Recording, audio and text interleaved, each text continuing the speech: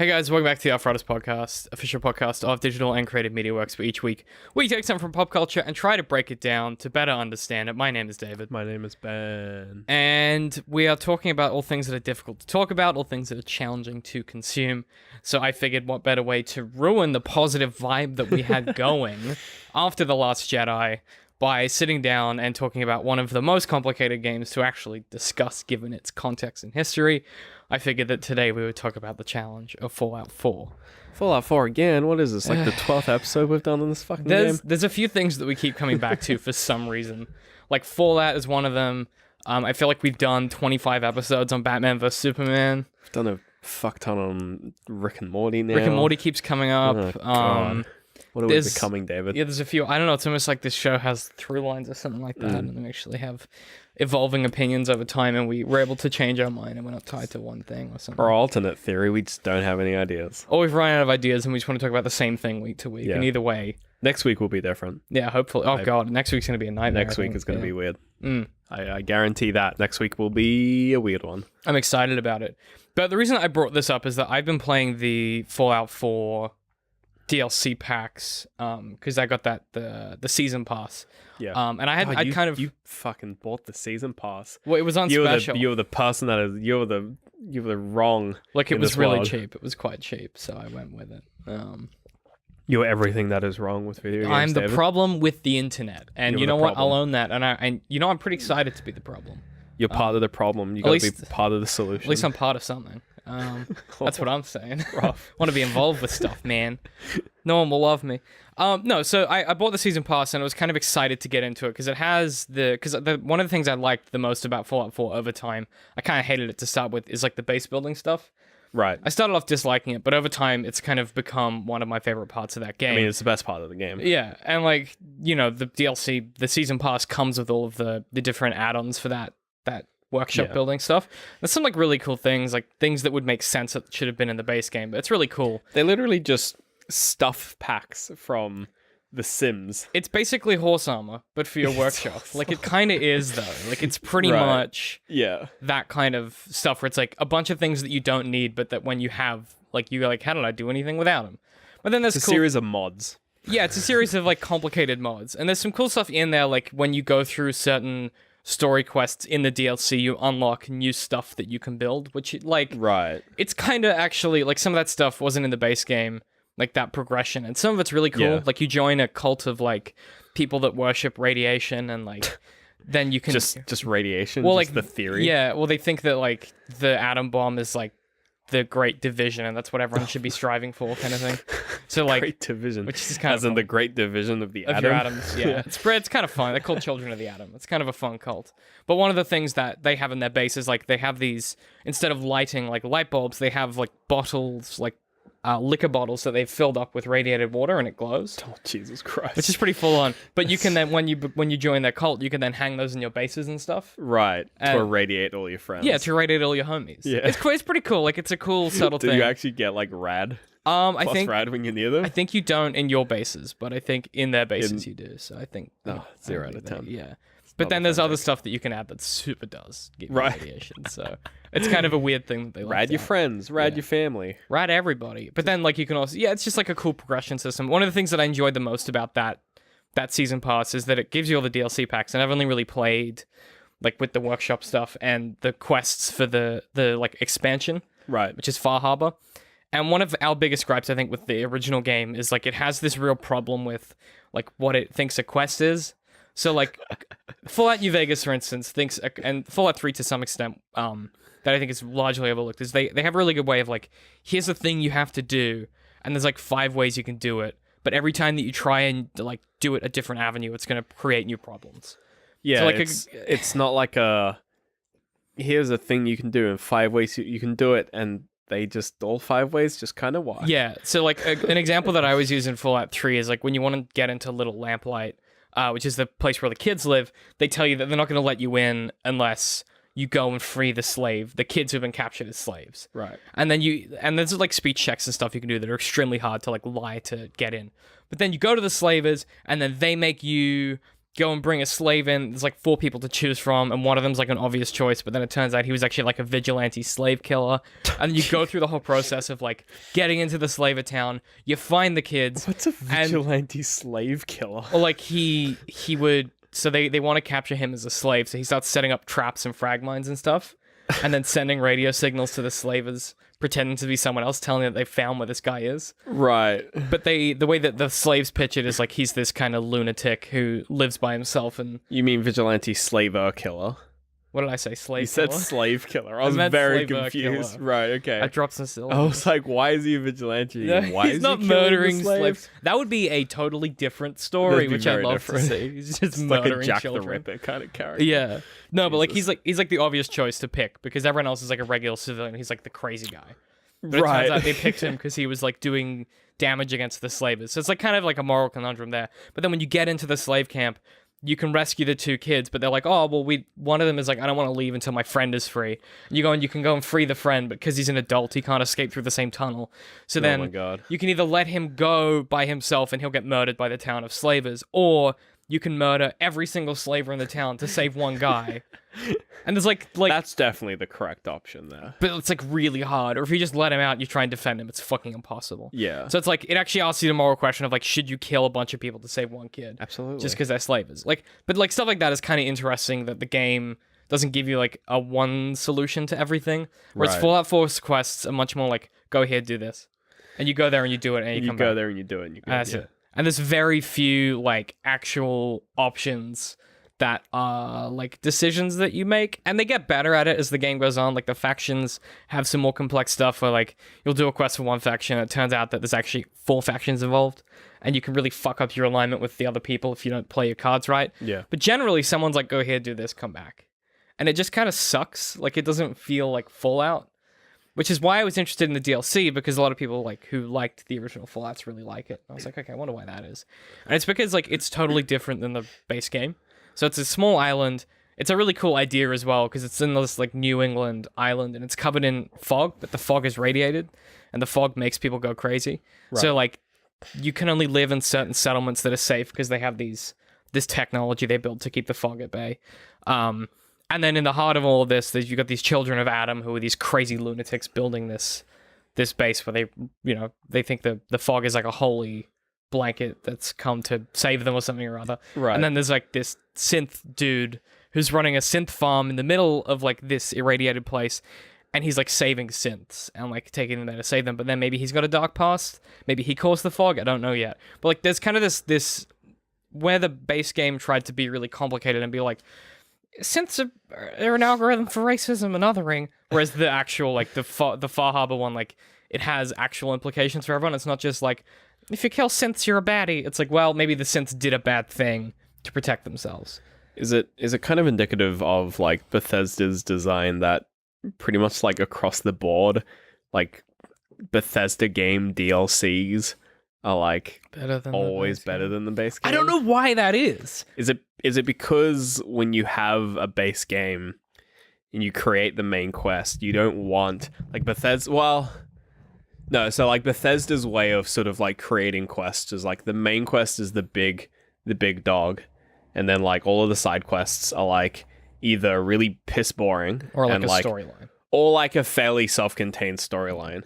Whereas, like, if you look at something like, I don't know, like The Witcher, Mm-hmm. it's like every quest is basically A huge like storyline. is fairly big. A lot of and them like overlap. yeah, and like the main story is really just sort of a string together of side quests. It's designed to take you from place to place to let you experience it's the not world and like the a characters. it's not like a Bethesda, like a Skyrim, No. where it's like your main quest. There's no real end, like middle, like there's no real act end points. You get like there's No, you just do you quests. just kind of keep going. Yeah, You well, just yeah. keep doing Whereas shit. The Witch is definitely like, The Witcher is it's just like very here's heavily a, blocked like out. yeah.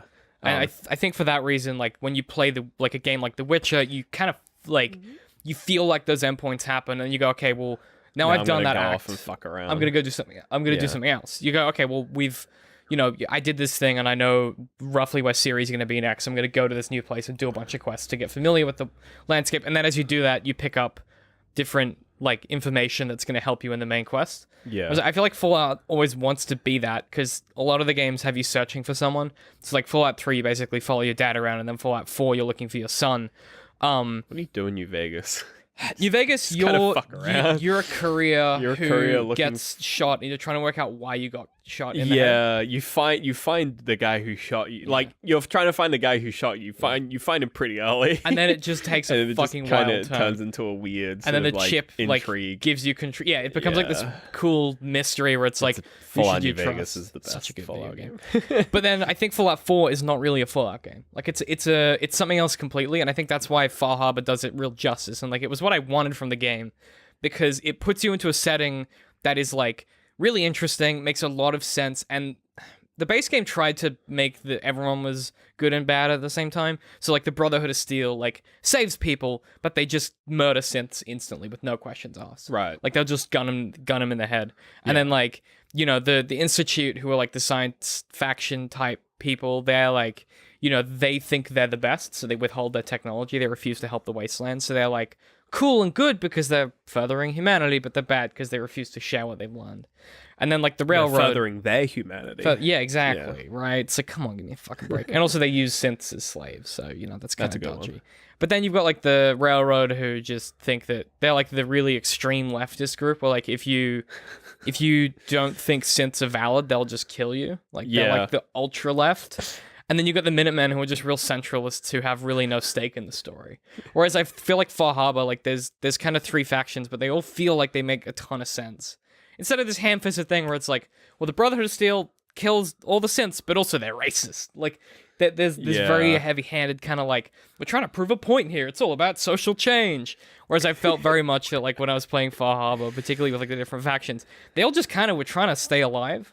Like at least You like know? New Vegas wasn't super heavy with the way the factions work. There's a lot of subtext too. I Yeah, think. like none of them, like the only ones you could say were like just straight up bad were the I want to say the barbarian people. the Caesar's Legion. Caesar's Legion, yeah. But then even Kaiser, they Kaiser have boys, but they even have a lot of complexity to them as well. Yeah, I feel like Fallout New Vegas is like everyone's bad with a little bit of good, but like Fallout 4 is like Yeah. everyone's good but with a little bit of But bad. they couldn't just let anyone. But be it good. couldn't. Yeah, it's like they couldn't. There and even like with the Minutemen being like the most neutral faction, they kind of balance that by just going like, well, they have no stake in the story. Yeah, they like well, like they're too naive that they can't affect real change. Yeah. And that to me, like if you think about this idea of like what a Fallout game is trying to do, like a lot of the time it's pretty straightforward. It's like we have the story that we want to tell in this area, like this location, about this location. And one of the biggest problems with Fallout in general is like to create and Skyrim had this to a larger extent, like to create a story that feels like it's going to change the landscape of the world you're in. How do you then put quests in that world that you can do at any time? Yeah. That's why The Witcher works really well, is because none of what you do affects the world. It's very content. Like you're after one person and one character. Yeah. And it just so happens that this invasion from these Frost undead characters might affect the world. Yeah. But it's really about finding Ciri. Like that's what the game's about. And then everything else is like Geralt doing his mundane Witcher shit, where someone's like, someone died in the world. Kill Go a kill thing. these things.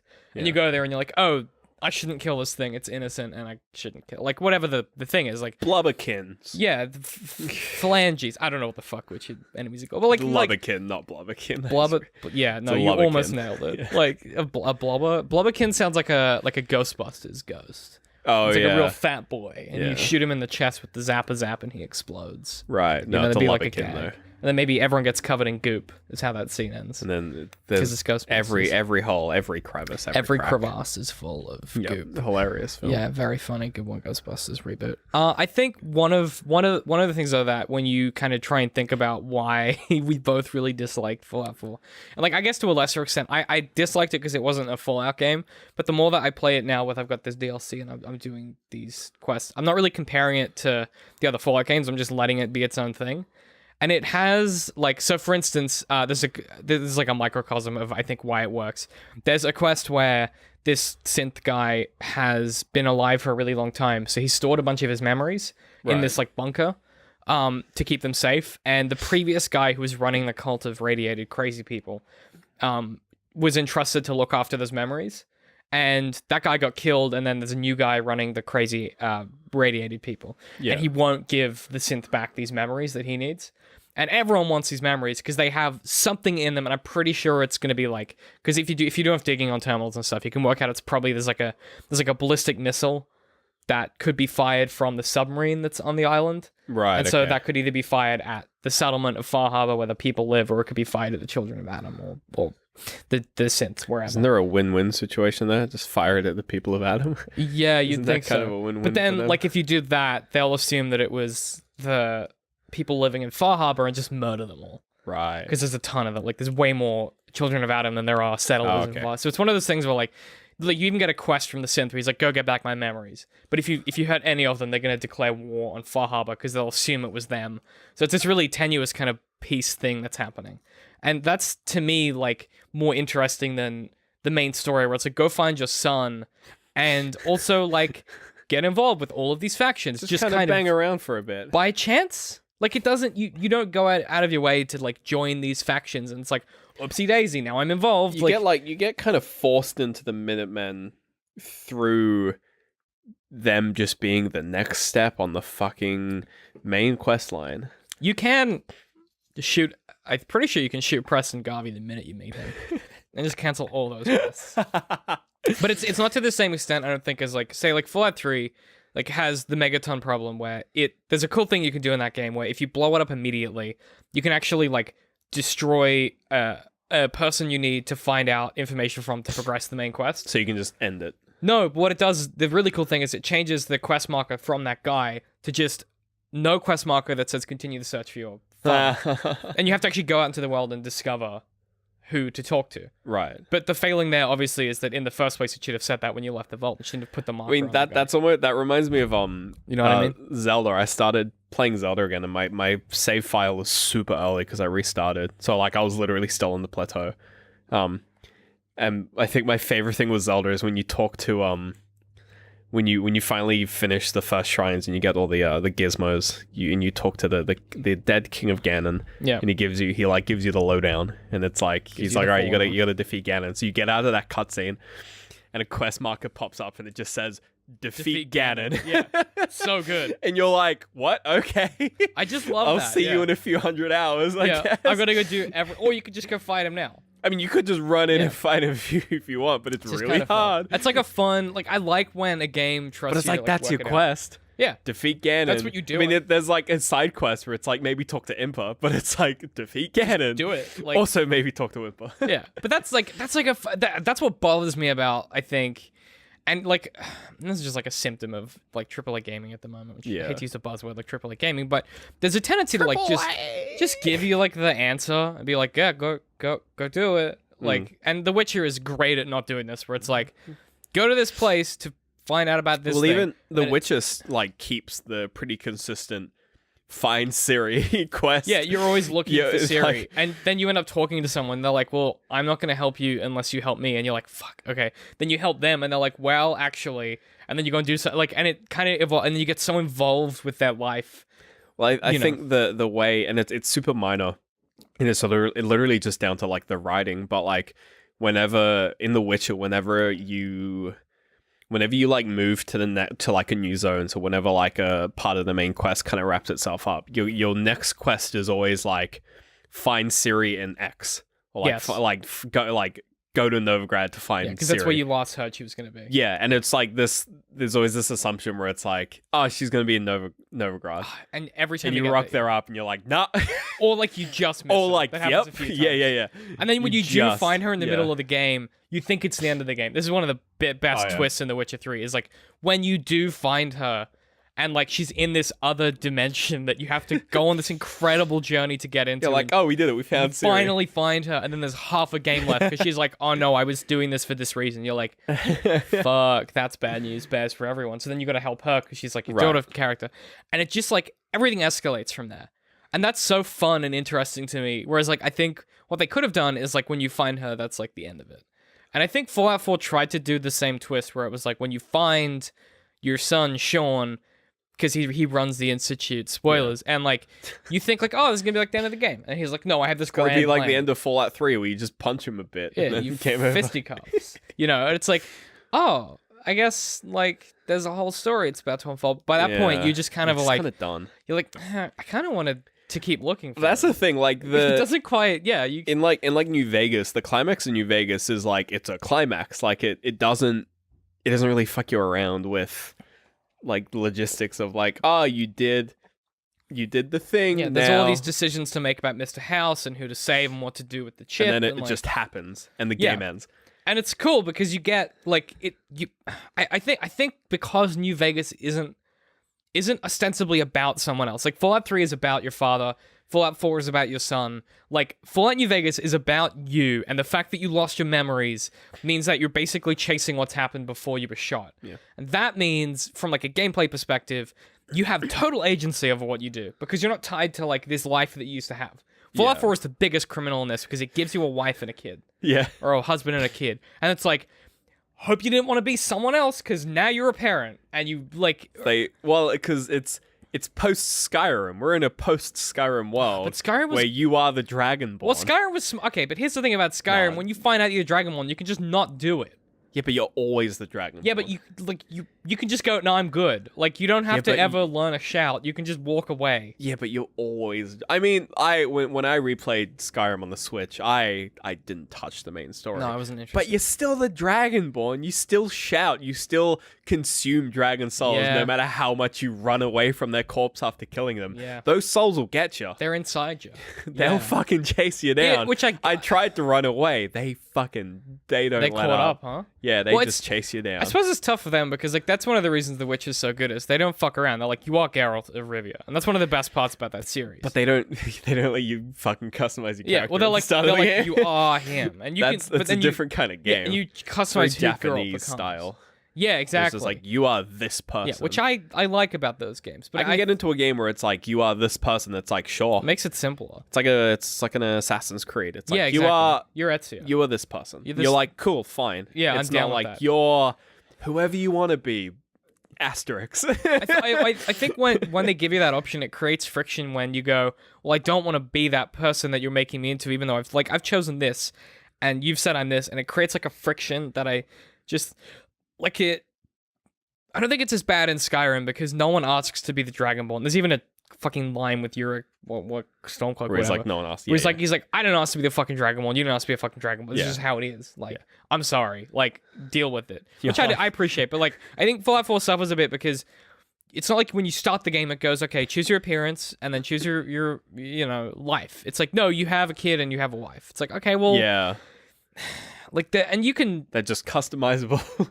just fix that if you cut out the first bit of the game and you just start when you wake up and you're like, okay, who are all these people? Like, that's. And it opens and the woman gets shot and you have no reaction. You're like, whoa, that's intense. That's almost like how Fallout New Vegas starts. Yeah, funny just that. like then you can formulate in your head who you want to be. Yeah. And when you meet Sean, there is a dialogue option in the game where you can say, "You're not my son. I didn't have a son." Why would they keep that in if they kept the fucking pre-war bit? It doesn't make any That's pretty fucking weird. sense. That's kind of weird. I think it's almost the- like they added. I think the pre-war bit was maybe a last-minute decision, That's interesting. but I don't know because it's just there's a lot of conflict with That could just be like a "I never had a son" kind of line. Right, which would have been cool. But here's what I liked about Far Harbor: when you get there, you can lie to everyone about what you've done. So you get Right. there, and they're like, You can clean slate. clean slate. And Yeah. the cool thing there is your backstory is the game you've played. So when you get to Yeah. there, it's a whole new place, whole new characters, whole new whatever. Like you can tell them that you're there on behalf of like the quest that sent you, like by Nick Valentine, or you can just lie your face off and be like, "No, I'm just a traveler." Yeah. Or I'm like, "I know I'm a harborman. I've lived here for years," and they're like, "How come we've never seen you before?" Like you can just kind of formulate your own backstory as you want, and that feels like it creates a freedom that like the base game didn't have. Like just because I destroyed the Institute in my base game doesn't mean I have to side with like the synths in this. I could kill them all if I wanted to. Yeah. And there's like a freedom to that where it's like maybe I've changed, maybe my character's changed, maybe like going through all of this has changed their opinions. And that's like that. I don't know. We talk a lot about like this idea of Fallout games being about choice, and I think people underestimate Fallout 3's variety of choice. My problem is the execution of those choices. Right. Whereas I think like Fallout New Vegas is very good about the execution, but then the variety perhaps like it's less broad but it's deeper. Like Fallout 3 is quite broad but it lacks depth. Fallout New Vegas is very deep but it tends to lack breadth. And I think Fallout 4 wants to be both. And Far Harbor is a good example of like how you can kind of avoid all of that by just making like a really complex story that you have to kind of like no one tells you what's happening. I don't know, I'm probably explaining this badly, but like in a normal RPG, you get a quest and you open up the diary entry and it tells you what the quest's about. Yeah. Far Harbor's like, recover Dima's memories.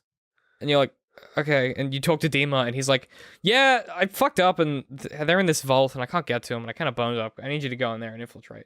And you go, how should I do it? And he's like, you work it. What? You work it out. I don't fucking know. You're the adventurer. And you go, hey, what was in the memories? And he's like, I don't know. And then you try and speech check him. And if you get it right, he's like, they're memories that I took out. How the fuck would I remember? Yeah. So it sets up this thing where like the mystery is actually like an active one. Whereas I feel like with the main game, you just follow your son around being like, where'd my son go? And you come across Kellogg who's like, I took your son here and that was years ago. And there's a twist in the story, which is that like your son came out of the thing when he was a child. And there's a whole fucking thing. It was like 60 years ago. It doesn't matter. But like the problem with that main story compared to Far Harbor is like the options that you have are just kind of like, go after your son, and when you find the next quest giver, you can shoot them or you cannot. Whereas I feel like with Far Harbor, it's definitely a case of like, whoever you start to side with, because I've sort of started to side with all of them, and I've discovered there's like conflict starting to happen, where someone's like, do this quest and get this from Far Harbor. And I go there and they're like, that's a really important resource of ours. If you take it, people will start dying. And I'm like, oh, what am I going to do? And they're like, but isn't in the main game, there will be a solution where you could fix it for everyone. Right, yeah. Where they'd be like, but if you build a new generator, we'll all be tip-top shape. Be fine. But Far Harbor's like, nah, someone's going to die. And that's kind of a fun, like, there's actually consequences, I think. And obviously you don't give a shit because they're like ones and zeros. But Yeah. like, it just, I don't know, like, I think... Polygons. Yeah, they're just fucking pixels, bro. Yeah. But like, I don't know. To me, if you're talking about what makes a good Fallout game, it's like choice and like a consequence, like an immediate consequence for those choices. And if nothing else, I think Far Harbor at least really leans into that. Where like, depending on what you're doing in the game is going to actually affect everyone outside of that immediate sphere. Right. It's like you can do a quest and then come back to a different area. And they're like, oh my god, someone blew up this valuable supply source that we were using. And you're like, oh, I did that to kill a bunch of bad guys. They're like, I can't believe we lost all that food. And you're like, I did it.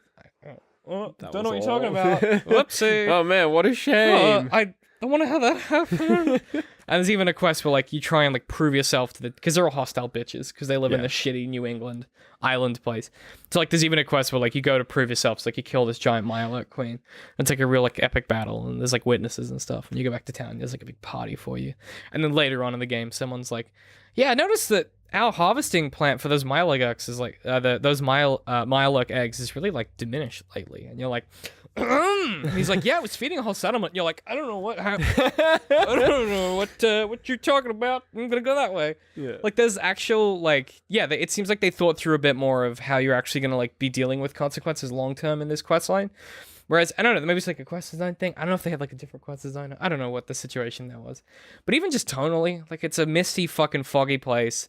It's radiated to shit, so like monsters are crazy. It's more like 76 than Fallout 4. Right. For a comparison of like style. Not that we know what 76 is like. No, but like from what Todd's description, it's like rougher. From what the Toddmeister there's like has said. more radiation. It's like more savage. Yeah. Like Far Harbor feels like that. It's a much harder game to play. Like you build a settlement, you come back in a day, and it's like completely wiped out. Yeah. Or like you go into like the fog just to go get resources or go get caps, like kill stuff to get caps to buy stuff, and like you nearly get murdered every time. And I think that like if Far Harbor was more like the base game, it would just feel like more of the same. Whereas they've taken like a whole new setting and a whole new concept. And if you're talking about like why DLC is good, it's a classic Witcher thing where it's like the part of the whole Witcher expansions are like some of the best parts of that game. They're really good. And this is a good example of like Bethesda clearly learned from the mistakes in the base game and we're like, let's just really build on those ideas. And if you gave someone this game, I bet you what could happen is if you gave them this game and you said this is Fallout 4, you just gave them the DLC. They couldn't go back to the mainland. It would be really great, and they'd have a great experience with it. But it's like, I don't I don't know if you can take like the DLC experience and like start and like make a game that's just the DLC experience. Like, I think that's I mean, unless you do a Witcher. Well, I think that That's, yeah, like, because the The Witcher has hardest a bit. setting where you can just play Yeah. the expansions. I don't think Bethesda can do that. They've I don't know, they seem content in their ways to make their base games as they make the base games and Yeah. then just make really good DLC. It doesn't make sense though, because you could imagine. So, like, you know how Dishonored 2, which was Arcane Studios, which is owned by Bethesda and Yeah. ZeniMax, their DLC now are like you can buy them as standalone games or as DLC, Right. which is like a really cool idea. But it's weird to me that like you couldn't just because like okay, this game starts with you get this quest from Nick Valentine who's like go to this place, help find these people's daughter. So you go there and you could start the game when you arrive at that house and you talk to them and they go, oh, like our daughter's missing. We can't work out where she's gone. And you do a bunch of clue searching and you can break into one of her terminals and you can work out what's going on. Or you can Yeah. steal a diary with a password. Like it's just classic Fallout stuff. That'd work as like a sort of standalone episodic. Like, yeah, it kind could of be thing. like a Don't get any ideas, tutorial. Bethesda. yeah. I don't know why they don't do that because then you could have like you get on the They boat. just release episodic DLC. Like, that's all they do. It would be They kind of. just make DLC. I would. where it's just you just get Well, plunked that's what in a- Telltale does. That's Telltale's like, business model. even like to a more extent where it's like you just get plonked in like what Telltale games, but each you know how Telltale not instead of like episodic they go like series based. So it's like there's the Borderlands one and there's the Yeah, Walking Dead ones. This is that but DLC. I wouldn't. So it's like this is Fallout 4, the Borderlands one, or this is Fallout 4, Okay. the Walking Dead one. I wouldn't hate that. I think No, that it- like they would have more opportunity to like do better stuff. and make more money. Yeah, well, because they spend so much of the time fucking Okay, around. maybe get some ideas, Bethesda. Yeah, maybe get some ideas. Maybe get a few. Like I'm getting Yeah. a bit tired of looking. Is that a bird inside? No, it's a gecko, A dude. gecko inside. Yeah, they bark. Oh, fucking It's geckos, man. called a barking gecko. The barky gecko. No, I don't. I just like I think this shows that they can do it well. Then you look at the rest of the base game and you're like, what happened, gang? Like you nailed this one and you fucked the rest of it up. That seems odd. Like I don't know. It just works. Yeah, it just works. And maybe they learned their lessons. Who knows? But it just. I'm having such a good time with it, and I'm like, why couldn't the rest of the game be this good? But then I guess if it was, I would have got tired of it already. I don't know. Yeah. Like, you never know what your reaction's going to be. But I think that if you've been on the fence about like playing that DLC, if you liked some elements of the base game, but you wish that, yeah, there was like more consequence, you should definitely play this. It's got kind of that horse armor problem where they try and add a bunch of stuff to the game that doesn't make a ton of sense, Yeah. like item wise. But then there's some really cool like stylistic choices that happen a bit later on where like instead of in the main game where it's like Boston is like kind of this futuristic retro future vibe, Far Harbor is very much like shitty New England fishermen. So there's at one point where like you get this fishing armor. It's like a dive. It's like a dive suit. Right. But like a classic, like it has like the big Yeah. bulbous head thing. But it's like real rusted and shitty. Ooh. And you take it into the water and like it's kind of heavy and clunky and kind of shitty, but it protects you from radiation and lets you breathe underwater. But it like they did that thing that they do really well in Fallout where it suits the vibe so completely that when I put it on, I was like, I want to play in third person because it looks really cool in this environment. Yeah. Even though third person's the devil in the Fallout games, but like like they've nailed the aesthetics and the design decisions and like the quest lines and stuff. It's just a shame that I don't know, like if they put out 3 more DLC like this, which is what they did with New Vegas, where they were like, we've you know, you had the Old World Blues, which is one of the greatest DLCs of all time. You had the casino one, the casino heist one, which was cool as a concept, but so annoying to play because it was so difficult. And then you had the best one, which is the Lonesome Road, which was a linear DLC, which by the way, Fallout, you're really good at linear stuff. Why aren't y'all doing that all the time? Such a good DLC. It's just a linear pathway following this guy, listening to such a good fucking DLC. Holy crap. I want to go replay that. I haven't played any of the New Vegas DLC. They're all tied together by this character who's like Okay. the other courier. Right. And you find his holotapes throughout all these DLC. If you play them in order, then when you get to Lonesome Road, you actually are following directly and you find him at the end. It's one of the greatest. Like, might buy them yeah, because I do enjoy. if you haven't, it's really interesting. It's one of the smarter DLCs I think that you'll see in a Fallout game.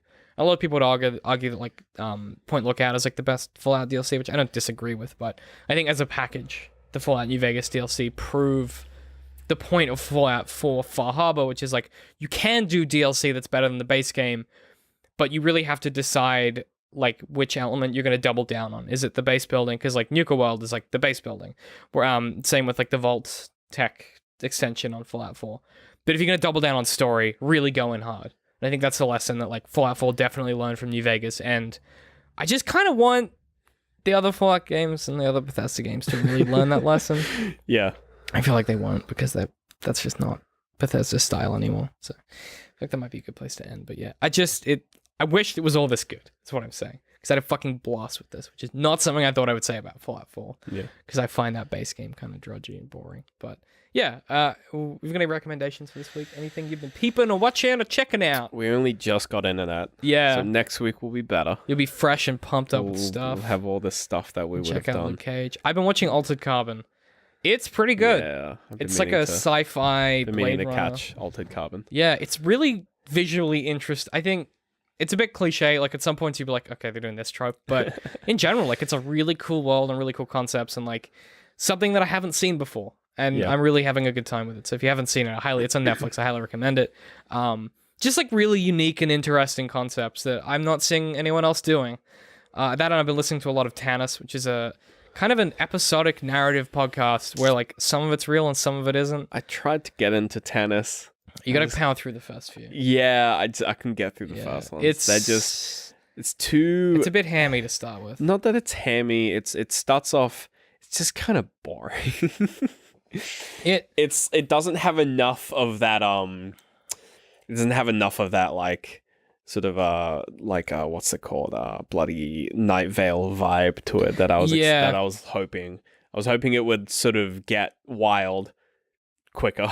No, it takes a while to get really strange, but I think for that reason, like it's but sort of even just like the sort of like journalistic perspective that they take on it. I'm just like, man, I just don't. It's not fair. It's not my thing. I get it. Like for me, it's a funny take on the NPR voice style podcast. Yeah, no, I like the fact that it takes the piss a bit. I've never enjoyed NPR. No, which I think they're all kind of so bad. They all sound the same. I don't enjoy this. No, it takes. I prefer something that's a bit more. I mean, I like Night Vale, but that's just because it's balls to the wall 24/7. It also has like so much character. And yeah, like, I prefer something that's just a bit more. I don't know, ethereal. Yeah, I would recommend trying to get through a few if you can, because it's very interface. Like it gets very quickly into this area of like being. My favorite thing about it is like it's weird in a way that obviously some of it is fictionalized, but a lot of it, like if you look it up, like some of it kind of actually happened, and like it kind of fucks with your head a bit. Where you're like, I know that's fake, but is that like it kind of you start to get in your head about it, which I really enjoy. But yeah, I've been checking that out as well. But kind of aside from that, Alice Isn't Dead season 3 is nearly wrapped up. We're on episode 7 this week, I think, and it's really interestingly different because there's 2 narrators now, and I completely forget what Alice Isn't Dead. Alice Isn't Dead was the one where it's like the trucker girl, and there's the weird creepy man. We did a whole episode on season. Yeah, I know we did, and it's a Night Vale show. It's really good. Yeah. You didn't super enjoy it, but it's one of my favorites out there. Yeah, I don't remember enjoying season it. 3 is the last season. It's really interesting. So Right. I'm highly enjoying that. But aside from that, yeah, Altered Carbon. There was a YouTube series that I was going to recommend, but I've totally forgotten what it was. So I'll save that for next week. But yeah, Altered Carbon, really good. Very like kind of sci-fi cowboy, space cowboys meets Westworld, Blade Runner. It's very weird, like, but tonally I'm enjoying it so far. It's got some really weird themes of like gender and race that are really done in an interesting way, which I've been kind of enjoying. And it's like a detective story. But yeah, highly recommend it. But yeah, aside from that, like my book's out. I've got it. There's a book. Got a copy right here. Right in my hands. It's gonna be, you can't see it against the black background, so we'll put it against the red pillow. It's Maynard Trigg and the Creature Beneath the Veil. You can buy it at maynardtrigg.com. I like how solid this feels. You could kill a man with it. You could kill a man with it. Kill a woman. You could kill anyone. You could kill a dog. Kill a bird. Kill 2 birds with one To book. be clear- maynardtrigg.com. To be clear, neither DCM Works nor Standard Retail endorses killing animals with the book. But if you want to in your own time, that's up to you. maynardtrigg.com. maynardtrigg.com. If you want to get, I think it's 15 or 10% off, I can't remember, use coupon code AFAPOD at checkout. That's AFAPOD at checkout, and you get a nice little discount. It lets you know that we sent you. And that's what it's all about. And then I get a little kickback somehow. I don't really know how that works yet, but yeah. You get money, and then you get Just a I get little bit a more. little extra money. I get extra money. Yeah, you stand in retail, slide that across the desk, and they say, "Here you go. Thanks for the referral." And I go, "Cheers, boys." And then Cameron looks at me and goes, "Why are you looking at me like that?" And then I leave the meeting. You get a 'cause I've made him referral for uncomfortable. something that you get. Anyway, that's not talking It's a about it. complicated. Yeah, that's a bit of behind baseball right there. It's a complicated system. It's a weird one. But yeah, AFA pod to check out, mainouttrick.com. It's like a sci-fi, steampunk kind of Fallout meets Firefly type world. It was a joy to put together, and I think if you like steampunk or fantasy or space cowboys or anything like that, if you enjoyed Solo, you will probably like this book. That was like the touchstone that someone's like, yeah, I liked Solo and I really like your book. And I'm like, that makes sense. So yeah, check it out. But as always, where can people find us, Ben? Facebook. At DCMworks Social. YouTube. YouTube.com/DCMworks. Twitter. At DCM_works. Wouldn't let us have a dot on that one. Patreon. Patreon.com/DCMworks. The pilot for our new show just went up. So if you're a Patreon, What's it called? Nobody knows. we haven't really decided on a name yet, but if you're a $3 plus subscriber, you can watch the first episode of that. It's about an hour and 20 minutes. It is, It's a long one. well, I cut it down by about 20 minutes. That's It's going to be It's a slightly less long one. the way that I'm planning on doing it is there's going to be like a really highly edited version that goes up on YouTube, like a Yeah. really cut down version, and then the extended one will go up on Patreon. So if you're a Patreon, you'll get to see the whole of For that all show. the goofs and gaffs. It's really fun, and I've really enjoyed editing those. So if basically the idea of the show is like each week, the DCMworks gang gets together and we bring a topic to the table to talk about, and then we talk about it with each other and just hang out. It's like a Friday afternoon chill sesh. On Thursday. Well, they don't know it's that. Spoiler It doesn't alert. go out on Thursday, bitch. No, it'll go out on like a Sunday afternoon or something. Out just like Saturday night American Yeah. time. And it's the kind of thing that like you could put on in the background while you have a beer and play a video game. That's kind of the way that I've been pitching a show to people to come on. We're going to have all kinds of different people on. We'll have Aaron, my editor. We'll have Scott, who's doing the audiobook for my book. We're going to probably have James on at some point. James, you may know from my new podcast that's coming out soon. More on that next week when we have finished deciding when it's coming out, but it's very soon. And it is one of my favorite things I've done in a while. So Yeah. keep an eye out for all that stuff. But as always, if you want to get extra content, patreon.com/DCMworks. If you subscribe for more than $3 a month, you get access to all of our additional content. That includes stuff like creepy audiobook dramas. We just put out part 7, and it's a fucking crazy one. You can go listen to all that stuff. We got behind the scenes stuff. We got open to suggestions. There's just a ton of things you can find there. So if you want to check out more of us, you can do it there. But if you want to follow us individually, I'm at DCM My Hate Pie. I'm at Literal Citrus. And we will see you guys next week.